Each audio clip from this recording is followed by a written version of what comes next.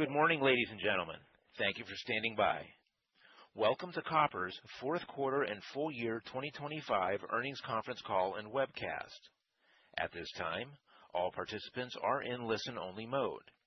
If you need assistance, please alert a conference specialist by pressing star followed by 0. Following the presentation, instructions will be given for the question and answer session. Please note that this event is being recorded. I will now turn the call over to Quinn McGuire. Please go ahead. Thanks, and good morning. I'm Quinn McGuire, Vice President of Investor Relations. Welcome to our fourth quarter and full year 2025 earnings conference call. We issued our press release earlier today. You can access it via our website at www.koppers.com. As indicated in our announcement, we have also posted materials to the Investor Relations page of our website that will be referenced in today's call. Consistent with our practice in prior quarterly conference calls, this is being broadcast live on our website, and a recording of this call will be available on our website for replay through May 26, 2026. At this time, I would like to direct your attention to our forward-looking disclosure statement seen on slide 2.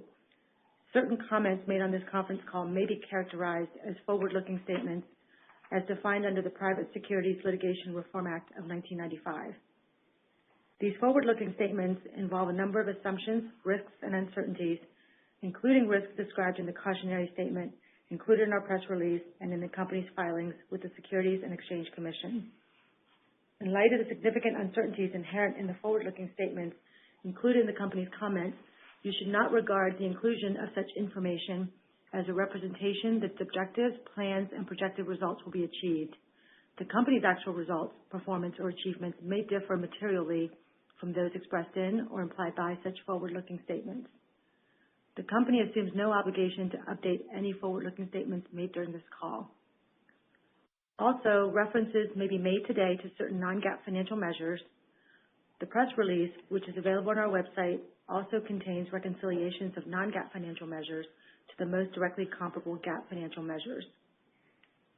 Joining me for our call today are Leroy Ball, Chief Executive Officer of Koppers, and Brad Pierce, Interim Chief Financial Officer and Chief Accounting Officer. At this time, I will turn the discussion over to Leroy. Thank you, Quinn. Good morning, everyone. I'm pleased to join you this morning to provide more insight on Koppers' performance in 2025 and how we see 2026 developing based upon current information.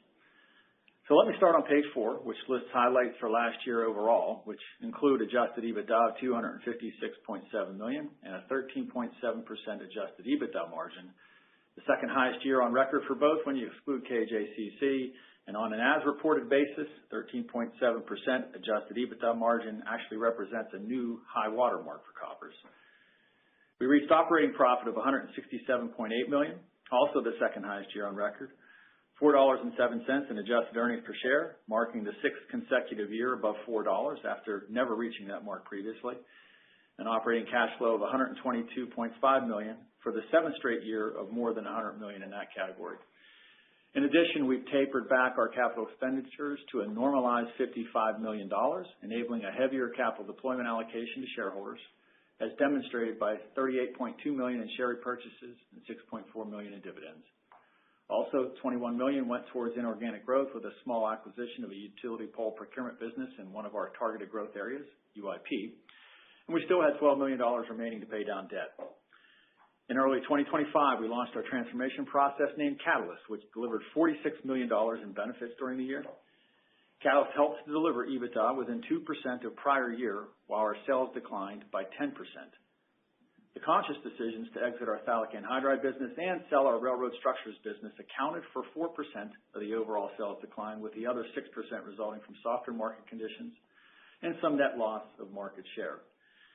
Other benefits derived from Catalyst in 2025 include reducing our adjusted SG&A costs by 15%, while also reducing our employee count by 11% from year-end 2024 and 17% from our employment high water mark in April of 2024.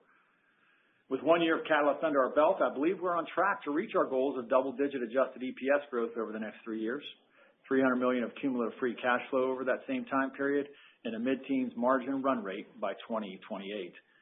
Now, to ensure that our leaders remain highly motivated to achieve those goals, Earlier this year, our board approved a long-term incentive program that has target goals that substantively align with the external targets I just summarized. I'll speak in more detail on Catalyst later in this presentation. Now let's move on to our zero harm accomplishments as seen on page 5, which are just as important as our financial performance. We had 21 of our 41 sites work accident-free, with our European CM&C and PC businesses, as well as our Australasian PC business, having 0 recordables in 2025. Significant improvement was achieved company-wide, with leading activities up by 26%, which is a key contributor to our serious safety incidents being down by 70% compared with the prior year. It also led to a 19.5% year-over-year improvement in our total recordable injury rate, driving it to a new all-time best for the second year in a row. It's a true testament to our team and their leaders who persevered through a stressful environment in 2025 and never lost focus on what's most important, the health and safety of their colleagues. Congrats to the Koppers team on a tremendous accomplishment and never losing sight of our goal of 0. Turning now to page 6, Koppers was named to Newsweek magazine's listing of America's Most Responsible Companies 2026, representing our 6th consecutive year on that list. This honor is a result of some 600 companies being evaluated on upholding their social responsibility based on key performance metrics that include environmental, social and governance performance, financial results, and more. During the past year, we also earned recognition as one of America's best mid-sized companies of 2025 from Time Magazine based on employee satisfaction, revenue growth, and sustainability transparency. Like zero harm, sustainability has been woven into the fabric of how we operate at Koppers, which has enabled us to punch above our weight in this area. National recognition from organizations like Newsweek and Time help lend credibility to our results, and while this alone won't win us business, it will most definitely be part of the overall decision-making progress and maybe tip the scales in our favor when we're in a tight competitive situation. Kudos to the Koppers team for refusing to just check the box on zero harm and sustainability and instead making it a way of life at Koppers. I'll return in a bit to provide my view on how we're seeing the current year within each business while also reviewing our 2026 projections and give more flavor for our potential in 27 and 28 as Catalyst hits peak acceleration. But before I turn things over to Brad Pierce, our interim CFO and Chief Accounting Officer, I would like to take a moment to recognize Jimmy Sue Smith, who announced her retirement from Koppers earlier this year. Jimmy Sue joined Koppers as our VP of Finance and Treasurer mere weeks before the pandemic in 2020. She was part of a leadership team that navigated the company through those trying times and positioned us for success as the world gradually returned to a new sense of normal. She was promoted to be the company's CFO in January 2022 and continued making her mark by leading the shift of capital deployment towards shareholders by reinstating the company's quarterly dividend and taking a more aggressive approach to repurchasing our undervalued shares. I could go on and on with Jimmy Sue's accomplishments, but I'll save that for her retirement celebration and just finish by saying that I thank her for her contributions and wish her the best in retirement. Now I'll turn it over to Brad, who's done a wonderful job stepping into the CFO role as we go through a more deliberate search process for Jimmy Sue's successor. He will speak in more detail to our fourth quarter and full year financial performance. Thanks, Leroy. Earlier today, we issued a press release detailing our fourth quarter and full year 2025 results. My remarks today are based on that information. As seen on slide 8, we reported consolidated fourth quarter sales of $433 million, down $44 million or 9% from the prior year. Relative to the prior year quarter, RUPS sales decreased by $7 million or 3%. PC sales were down $20 million or 14%, and CM&C sales decreased by $17 million or 15%. As shown on slide 9, full year sales totaled $1.9 billion, a 10% drop from prior year sales of $2.1 billion. RUPS continued to be our largest segment with sales of $927 million, followed by PC with sales of $544 million, and CM&C with sales of $409 million. Each segment was lower as compared to the prior year, with a 2% decrease at RUPS, followed by 17% and 18% decreases for PC and CM&C respectively. On slide 10, adjusted EBITDA for the fourth quarter was $53 million, which represents a 12.3% EBITDA margin on sales. By segment, PC delivered adjusted EBITDA of $28 million, followed by RUPS of $22 million, and CM&C of $4 million. PC led with adjusted EBITDA margin of 22%. RUPS maintained adjusted EBITDA margin above 10%, while CM&C reported a 4% margin. Full year adjusted EBITDA results, as seen on slide 11, were $257 million, reflecting a 13.7% margin. RUPS adjusted EBITDA was $108 million, returning a 12% margin, while PC delivered adjusted EBITDA of $103 million, a 19% margin. CM&C adjusted EBITDA totaled $46 million, resulting in an 11% margin. Focusing on the RUPS business, slide 12 shows fourth quarter sales of $209 million, compared with $216 million in the prior year quarter. Approximately $5 million of the decrease in sales was due to lower volumes of commercial cross ties and lower activity in the maintenance of way businesses. The lower maintenance of way revenue is due in part to the sale of our railroad bridge services business earlier this year. These were partly offset by volume increases in our domestic utility pole business of around 10% and $4 million of price increases, mostly in cross ties. RUPS delivered improved adjusted EBITDA of $22 million, compared with $18 million in the prior year. The improved profitability was primarily driven by approximately $7 million in lower operating expenses, coupled with decreased SG&A costs and net sale price increases. These improvements were partly offset by net lower sales volume. Turning to slide 13, our Performance Chemicals business reported fourth quarter sales of $128 million, down from $148 million in the prior year quarter. The decline in sales was primarily due to volumes decreasing by 16%, mostly as a result of market share changes in the United States. This was partly offset by net sales price increases. In spite of the drop in sales, adjusted EBITDA for PC was $28 million, just below the $29 million of adjusted EBITDA in the prior year quarter.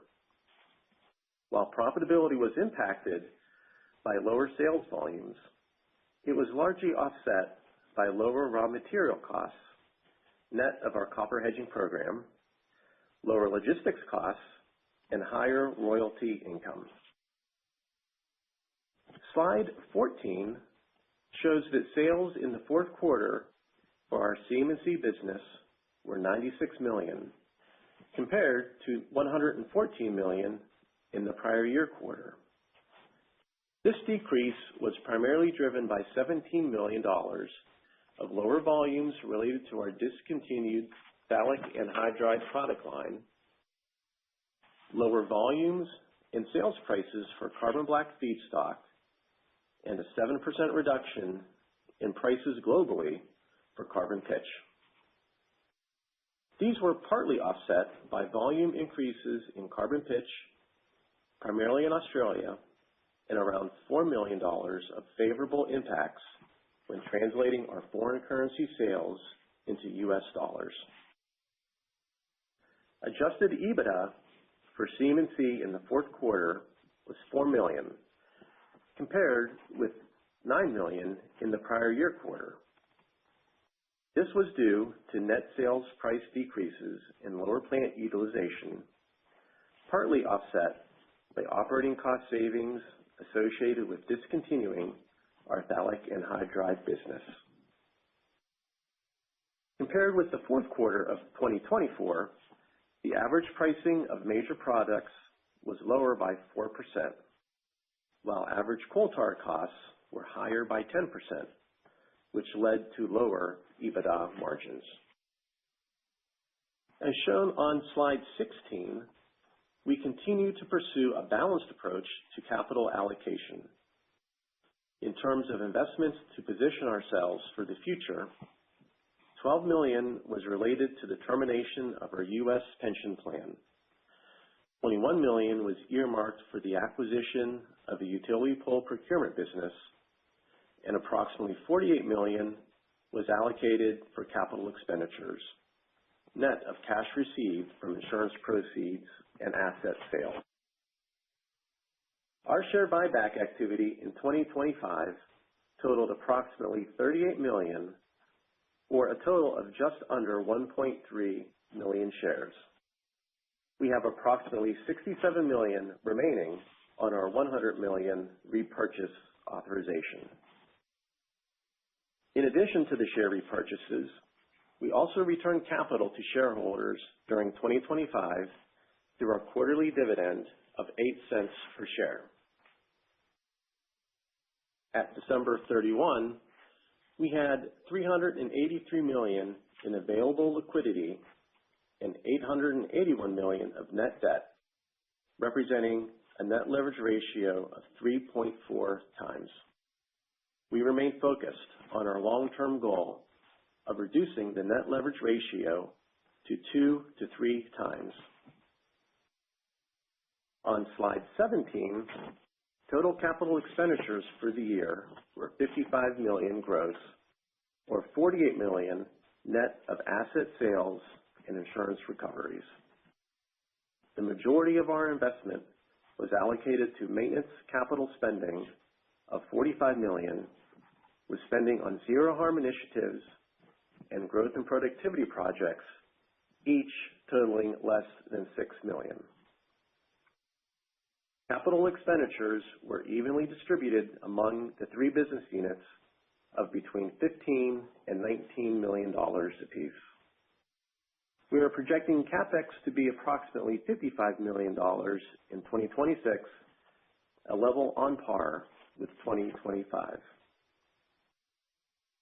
Finally, as highlighted on slide 18, our board of directors declared a quarterly cash dividend in February of 9 cents per share of Koppers common stock, reflecting a 13% increase from 2025.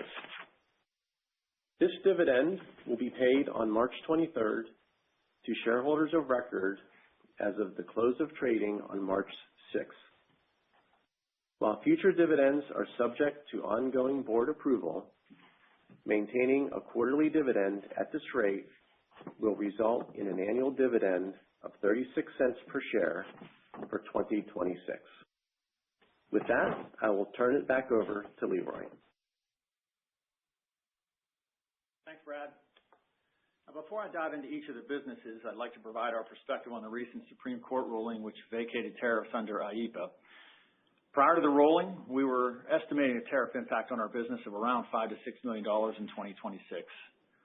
Removing the IEEPA tariff and replacing it with a worldwide tariff of 10% essentially reshuffles the deck and leaves us in a slightly better position. Of course, these are only in place for 150 days, and the administration has promised to use this time to put more permanent tariffs in place, so it remains to be seen how it will impact our business. Perhaps a greater concern are potential tariffs under Section 232, which has an ongoing investigation into refined copper imports. We do not import copper for our products as we use domestically sourced scrap copper, but for unhedged copper requirements, any tariff on refined copper will increase the market price of this key raw material for our PC business. The uncertainty of tariffs continues, and the numbers seem to change from day to day, so while I'm providing our most current view, that can obviously change quickly. Okay, for now, I'm going to review the market outlook for each of our businesses, starting with Performance Chemicals on page 20.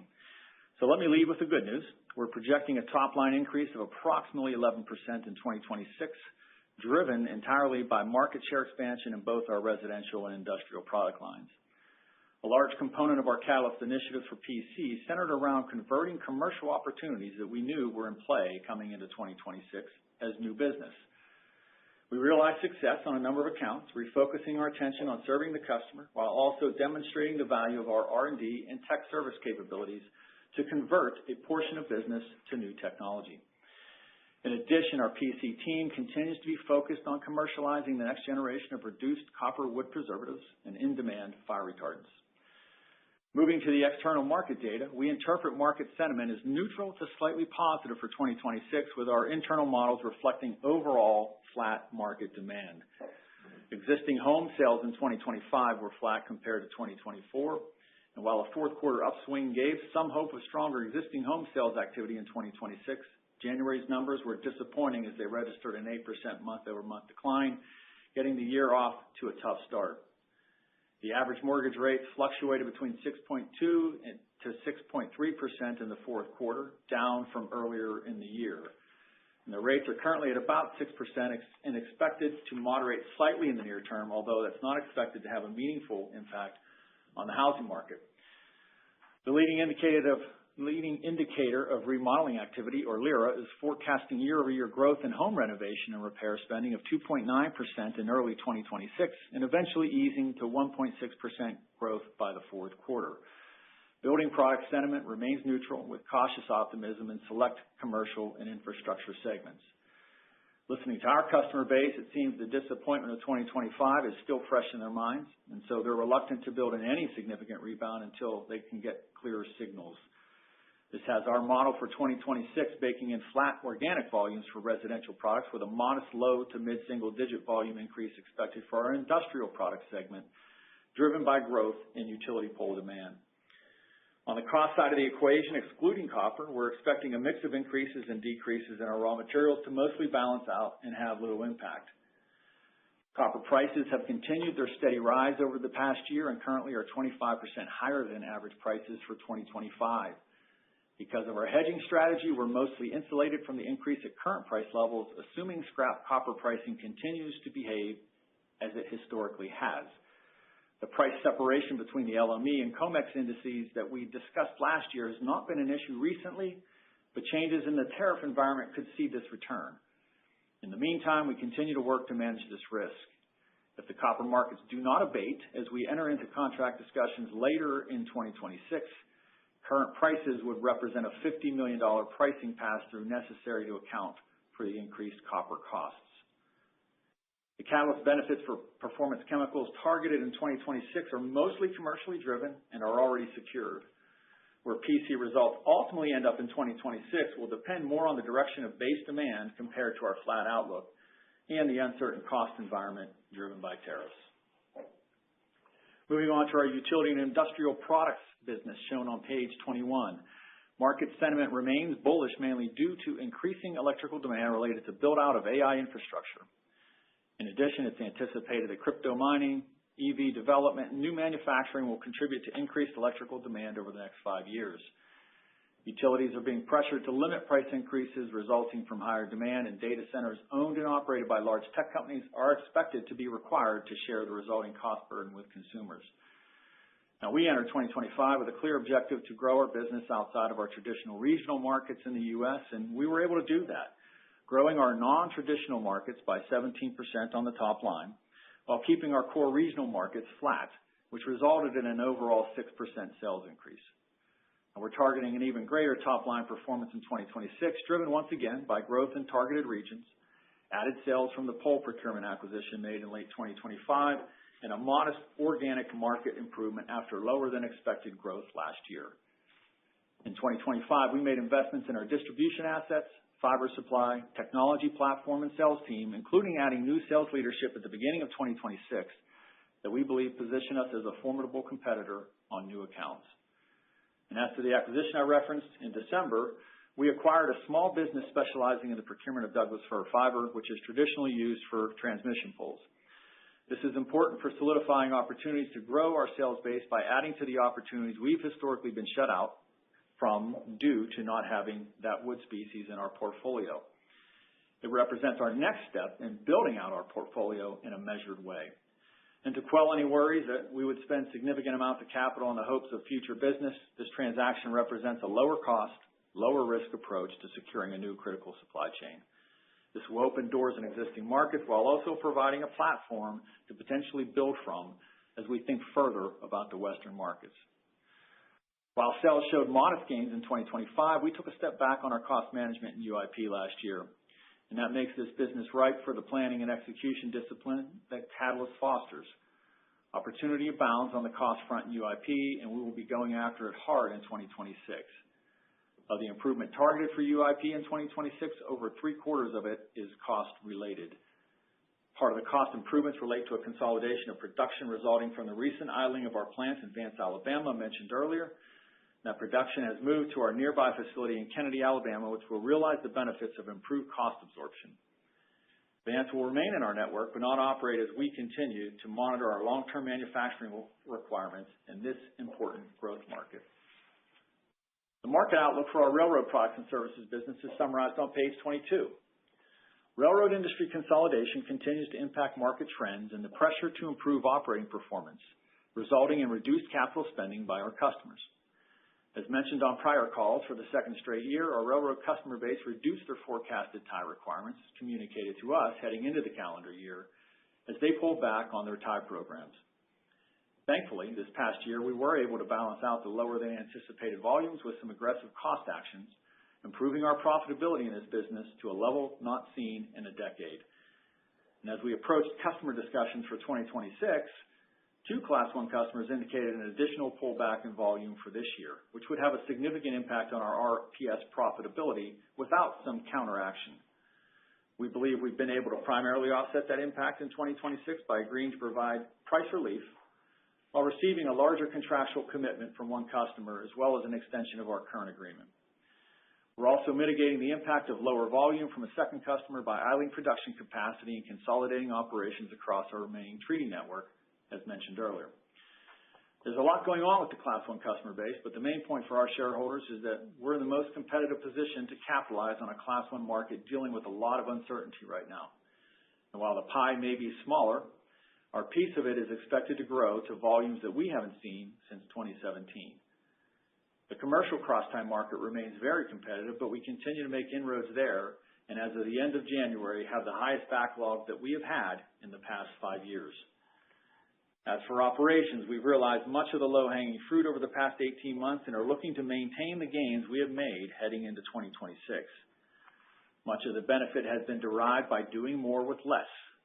In 2025, we had 1% more in cross-tie sales than 24, with 38 or 7% fewer people than where we ended 2024.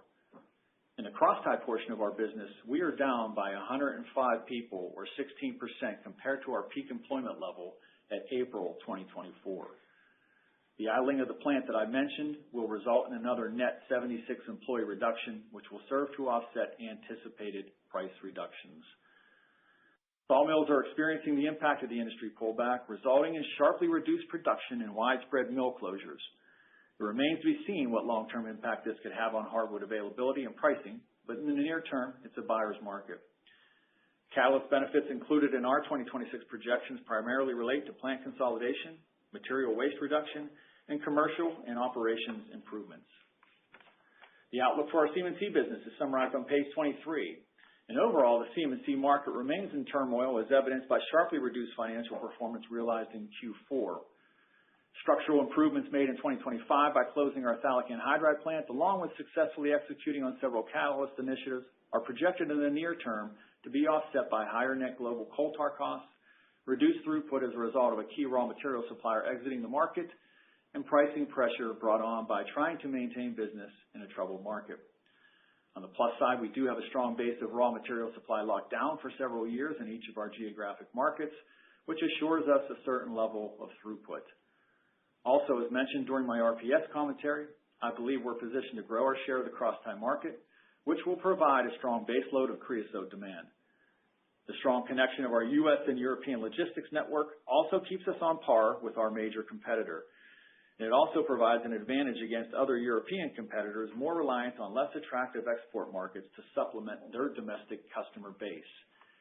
This is why we think we will see some capacity rationalization in Europe at some point as it gets tougher to withstand the current market headwinds. The loss of tar supply in the U.S. from a supplier that's closing their coking operations presents a challenge to U.S. operations. Conversely, it presents an opportunity for our European operations to increase their share of the market as they have ample raw material availability. Catalyst benefits targeted for CM&C in 2026 cover all aspects of the business from production to logistics, procurement, and sales. Our greatest opportunity for improvement remains in CM&C, and I have confidence that we will see it realized over the next 3 years. As shown on slide 24, we're about a full year into our catalyst transformation and executing successfully on many initiatives. The $46 million of benefits that we realized in 2025 more than offset the $40 million something impact of lower sales on our PC business and almost got us back to our 2024 adjusted EBITDA level. As we've continued to evaluate catalyst opportunities, we've been able to increase our pipeline from what we previously communicated and now believe we can generate up to $75 million of benefits in the 26 through 28 timeframe, compared to the $40 million that we had expected back in November. The main driver for the increase is due to the optimization of our manufacturing network, and we were also able to add to each of the other targeted functional areas. Of the $75 million estimated over the next 3 years, we've targeted between $20 and $40 million as achievable in 2026. Like 2025, we're experiencing headwinds that are preventing the full impact of the benefits from being reflected in EBITDA, although adjusted EPS and operating and free cash flow should both increase significantly. I'll reiterate what I said back in November. When I look at our full potential, I see an organization that should be able to deliver 15% plus margins on a consistent basis, an organization that should be able to drive earnings improvement of greater than 10% on average over the next 3 years, an organization that should be able to reduce leverage to the low end of our stated range, below 2.5 times, driven by significantly greater free cash flow generation, what we have targeted to be $300 million or more over the next 3 years. Our path to get there is a continued evolution of our portfolio that would make PC and RUPS a larger share of our top and bottom line as we focus on our more structurally sound businesses that have opportunity for growth and have proven to consistently generate higher margins with lower capital requirements. You're seeing that playing out in our 2026 projections, which I'll move on to now. As shown on slide 26, our consolidated sales guidance of $1.9 billion to $2 billion in 2026 compares with $1.88 billion in 2025, with PC and RUPS making up 80% of our top line, the highest percent of total sales in company history, and closing in on our 85% of sales target. On slide 27, we're forecasting adjusted EBITDA of $250 million to $270 million in 2026 compared with $257 million in 2025. The biggest risks to achieving the midpoint include realizing the lower end of our catalyst capture rate and seeing further end market softness. Additional risks are higher costs driven by tariffs or other factors and extended operational disruptions. Our biggest opportunities of exceeding the midpoint are if we meet the higher end of our catalyst capture rate and see end markets strengthen. Slide 28 shows our adjusted earnings per share bridge reflecting a range of $4.20 to $5 per share in 2026 compared with $4.07 in 2025. At the midpoint, the contribution from operations, interest savings, lower depreciation and amortization, and benefits from a lower share count are partly offset by higher taxes from higher net earnings. While we don't provide quarterly earnings guidance, it is worth noting that our first quarter this year will be the weakest of the four. This is due to the greater than normal effect of the severe winter weather that's impacted our operations and shipping schedules. And in addition, there are several catalyst initiatives that are in earlier stages and won't pick up momentum until the second and third quarters. On slide 29, as I've been signaling for the past several quarters, we are expecting to see a sizable jump in both operating cash flow and free cash flow this year. As a result, this will provide the most cash we've had for debt pay down since 2020 when we received the cash proceeds for selling our KJCC business. Not only would operating cash flow and free cash flow represent new highs at these projected levels, but more importantly, 2026 will represent an inflection point for our step change in cash generation as we expect these new higher levels to become the norm. At our current market cap, this equates to a better than 15% free cash flow yield, And this places Koppers at the top end of whatever industry you want to compare us to and provides several attractive options for how we deploy our excess cash. This also implies about a 50% opportunity in our share price just to bring it back to the current 10% yield level based on 2025 free cash flow. The foundation we've built over the previous 5 years has set us up to create significant shareholder value over the next several years, and I'm confident we'll deliver. We still maintain leading shares in niche markets that utilize our essential products with low capital requirements in the near term and rising cash flow to deploy towards further reducing our share count and our debt.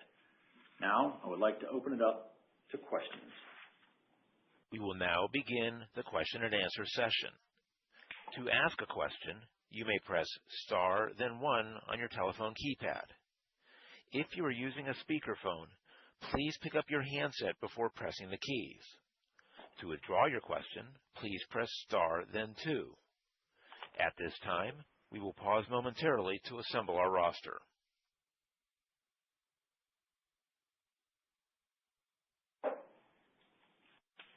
Our first question comes from Gary Prestopino with Barrington Research. Please go ahead. Good morning, everyone. Hi, Gary. Hey, Leroy. I want to refer to slide 20 here with the PC business. Last year, you said there was a competitor that came in and took share, lowered prices, and now what you're saying is that for 2026, you're looking at market share capture in both residential and industrial markets. So, and you've raised prices. Could you maybe square what is actually going on, take a deeper dive into that market, how you're able to get share? Prior share was lost because of, price competition? So Gary, we did take a market share hit in 2025. It was the most significant portion of our PC sales decline. And there was some business that was available to potentially recapture in heading into 2026, and we were able to convert on a portion of that. But there's, I'd say the bulk of the business that we're adding in 2026 is unrelated to that market share loss. It's current customers where we had already had a pretty good footprint with them, but through some consolidation that they had done that had business with, again, one of our major competitors, they had elected to move some of that business over to our new technology in those areas, and so that's a good piece of it. The industrial business we've made inroads in over the past number of years, so there's kind of nothing new from that standpoint. I will say, and I do want to make sure I clarify, we are not growing market share and improving price in 2026. That's not happening. It is a competitive market out there. It continues to be. And so, I expect that we'll see some price compression in 26, but we will see market expansion in 26 on the PC side. Okay. And then you may have done this, there's a lot of information here we got to go over, obviously, but did you kind of segment what you anticipate the catalyst benefit to be in 2026? Yeah, I mentioned in my prepared remarks, I think we're targeting somewhere between 20 and 40 million of catalyst benefits in 2026. Okay, thank you. And I'm sorry I missed that. I'm trying to keep up with everything. Yep. And then lastly, and just a kind of a philosophical question here, in the slide 24 where you're talking about your objectives of getting PC and RUPS up to 85% of sales. Yep. And I would assume that you would expect at least the percentage of EBITDA contributed to be at that 85% or better from both of these divisions? That would be correct. Okay, then can I just the rationale for even keeping the CMC business. Now I understand that you've got some intercompany sales there with the creosote and all that, but is that really the rationale for keeping that as it becomes so small? Could you possibly sell it and get contracts locked in that would be advantageous to you for your supply of creosote? Yeah. So good question, right? complicated answer, long, complicated answer. Oh no. No. I mean, because it is a significant. It is a significant component of our supply chain. There's no question. There's that component of it, right? Which can I think you can probably work through that potential complication. You'll end up having to deal with it whenever whatever contract you put in place ultimately ends up coming to an end, which it will at some point in time. But in terms of initially, yes, that can probably be overcome. I'd say, you got issues around a descaling of the entire organization as a result of that and stranded costs that would come. The environmental footprint around that would probably be somewhat restrictive in terms of what you might be able to get in terms of an attraction for an individual wanting to come into the market. Consolidation opportunities are really limited because there's only a few folks that are really doing it in our geographies that we serve. So there's just a whole host of constraints around that, and but look, I mean, I continue to say, and it's not just bluster. I mean, we continue to look at our business portfolio actively. And if you've looked over, the 11 years that I've been doing this job, our portfolio has shifted dramatically in terms of businesses that we've gotten into, businesses we've gotten out of, operations that have been rationalized, those sorts of things. And so we're constantly looking at that. And where we see opportunities to improve by peeling back in some of our lower value areas, we'll look to do that. So nothing's off the table, and that's something that we'll continue to look at as we do regularly. Okay, thank you so much. No, you're welcome. The next question is from David Marsh with Singular Research. Please go ahead. Hey, thank you guys for taking questions. Appreciate it. Sure. So just wanted to start, if I could, with a couple of kind of housekeeping type items. First, noticed that the D&A went up about $2 million sequentially versus Q3. Was hoping maybe you guys could give a little bit of clarification around that and kind of what the expectation would be going forward. I didn't know if maybe that was because of the sale of the business. So I don't have those details handy. I'll say that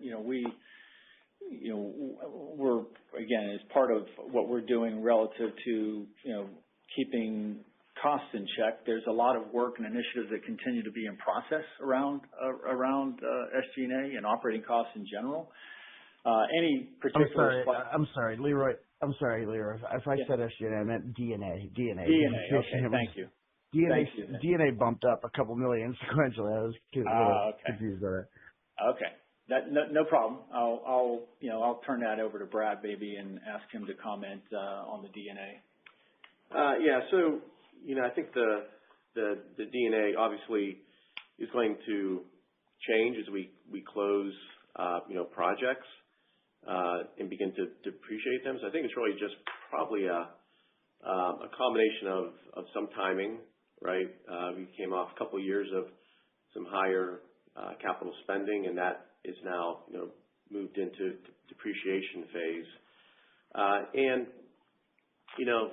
what can also be coming through depreciation might be some impacts for asset retirement obligations. And we've been, as you know, we closed our phthalic operation in 2025, and some of those charges might be coming through for that. One thing I'll say, David, is we referenced we are expecting D&A to drop by a couple million, I think, in 2026, and would expect some further moderation as we basically have certainly the next several year run rate at a more normalized CapEx number that's below that current D&A run rate. So would expect that to improve as the years, at least over the next several years. Got it. And then you talked about Catalyst perhaps driving as much as $20 to $40 million in savings in 2026. I mean, how would that break out in terms of a split between like cost of goods sold and SG&A? Would it have a kind of a little, maybe a little heavier impact on the COGS side, or is it kind of equally split, or how does that play out? Because I noticed the gross margin in the quarter was really nice. It was up really nicely. Yeah. It'll be heavier on the COGS side. I mean, we got a lot of the low-hanging fruit on SG&A. There's still more we think we can do there. But it'll be heavier on the COGS side. COGS and commercial benefits as well.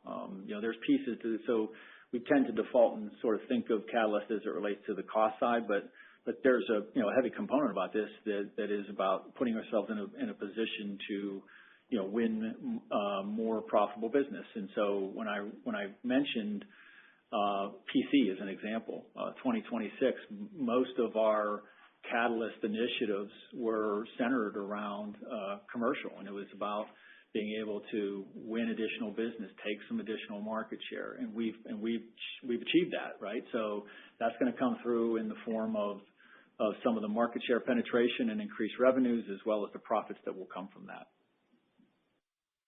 Got it. Very helpful. And then your interest expense in the fourth quarter was down a good bit sequentially on a percentage basis. But the overall debt wasn't really down a lot. Like, can you talk about what's at play there? I noticed, it did look like you guys put some swaps back on in terms of the derivatives contracts coming back on the balance sheet. Maybe just give us a little bit of color around that. I'm sorry, interest expense? Yeah. So yeah, I think it was down sequentially. Yeah. I mean, we're obviously getting some benefit on lower rates coming through, as well as, again, just lower overall borrowing. That did have an impact. Our swap profile, where we've converted, some of our variable into fixed, that has not changed, over the past year. Okay. All right. Well, hey, thanks very much for taking questions, guys. Yep. Thank you. The last question comes from Michael Matheson with Sidoti & Company. Please go ahead. Good morning, you guys, and congratulations on all the margin improvement. Thank you, Michael. So in particular, the adjusted EBITDA margin in PC was up 370 basis points sequentially. So quite an achievement. Can you comment on what drove the upswing, and is that the new normal? Is that margin level sustainable? So, there's things that move around, if you will, right? So it's not always, clean quarters, I would say. We did have a benefit of an asset sale that I think helped their results for the quarter and probably added a little bit of that, that is, something that is not repeatable. But overall, I'd say the margin profile, I was really pleased with what they were able to do through a challenging, sales year. And I think with what we're doing moving forward, we certainly expect that we're going to be able to generate margins that are in that range on a go-forward basis. I won't necessarily commit to, again, getting back up above the 20% profile at this point. There's just still too many moving parts. And, as Brad talked about, relative to, copper and things like that, those sorts of things, we try to insulate ourselves from, but there's always some level of exposure. We have, sometimes we're more successful at getting greater discounts than others. And so there's a whole bunch of factors that come into play there. I guess the main point I would say is, we were pleased with the overall margin performance, not just in Q4, but for the full year for PC, and expect that we'll be able to continue to generate in that range, and obviously targeting to do a little bit better than that. we think we've done a pretty good job of putting that business in a position to still consistently generate on the high end of the margin profile spectrum. Thanks. And turning to the CMC business, you've spoken previously about potentially reducing the footprint at Stickney to a single column. Are you still planning to go ahead with that? And what would that mean for CMC margins? Is there any revenue impact from lost business? Yeah, so it's a good question. There's a high likelihood that we will be heading in that direction because we think that there's a whole host of benefits that come about as a result of that. And in terms of what impact that would have on the revenues and profitability, nothing as it relates to 26 because of raw material that we already have in inventory that we need to run through and things of that nature. So that wouldn't be something that would be realized until we kind of really move out into 27. The 27 time frame. The fact that we have less raw material to work with obviously means that we'll be generating less sales as a result of that. But if we move down to a single column, we think we can certainly cut costs as part of that, and as long as pricing remains stable, improve our overall margin profile for that business. So that's part of the Catalyst initiatives that we're continuing to do some work around, and as I have more information on that, we'll talk about that and potentially in upcoming quarters. Great, thanks. And looking at your utility pole business, I didn't see a press release about the Douglas fir acquisition, so could you just give us a little bit more color about where they're located? Will that help with your effort for geographic expansion? Yeah. So small business. It's out in Oregon, and it really secures up a Doug fir supply chain for us that we were beginning to access out over the last 12 to 18 months, but there was a level of risk that could potentially put us in a spot where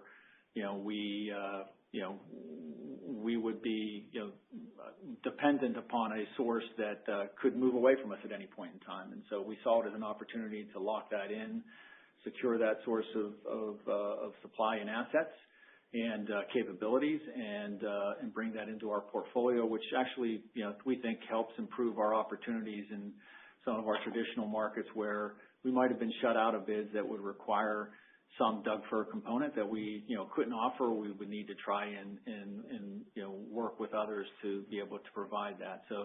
So right now it's more geared towards helping us in markets that we're already in and trying to grow. But it could be an initial jumping off point at some point in the future if we want to think more aggressively about expanding out further west. Well, great. Thank you for taking my questions, and congratulations again. Thank you, Michael. Yep. We have an additional question from Liam Burke with B. Riley Securities. Please go ahead. Thank you. Good morning, Leroy. Good morning, Brad. Good morning. Leroy, on PC, we talked about the puts and takes on residential, but are you making significant enough headway on the commercial side of the business where it's actually moving the needle and contributing to this anticipated revenue growth? We believe so. I think if you again go back to our 26 projections, I think that we're happy with the commercial wins that the team generated in the back half of 25 that will carry into this year, and it's all good business, and it certainly helps us on the throughput side as well in our plants. So we're a manufacturer, right? The more we can put through our plants, the better we're going to do, and so you're always balancing those things out against any potential price trade-off that you have.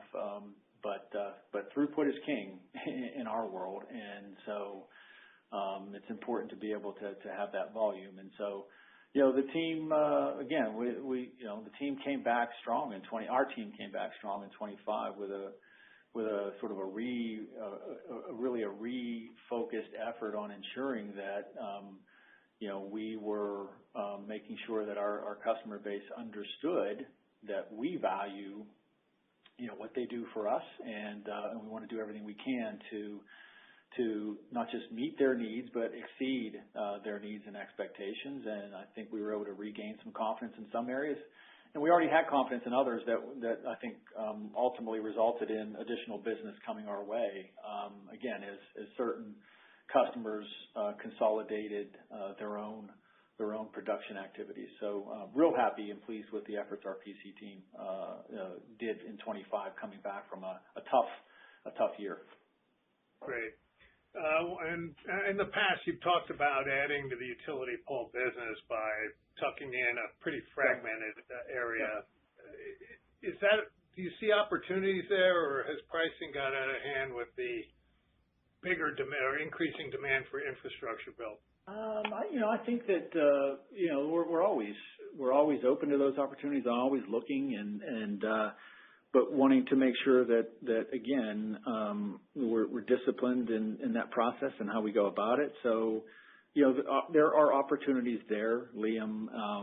It's tough to say if and when any of them could shake loose, but in the meantime, we think we still have capacity to fill, and that opens up enough opportunities for us to continue to grow our business with the existing capacity that we have on hand. And so that's 25. There was a tremendous amount of effort in terms of sort of upping our sales skills, if you will, and technology, right? So we've added technology, we've added new sales leadership, we've added more boots on the ground, and we've gone hard in areas that we feel were underrepresented and provided opportunities for us. And so again, also pleased with the efforts of our leadership and team on the UIP side, and I think we'll continue to see those benefits come through in 26 as well.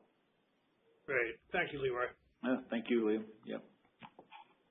This concludes our question and answer session. I would like to turn the conference back over to CEO Leroy Ball for any closing remarks.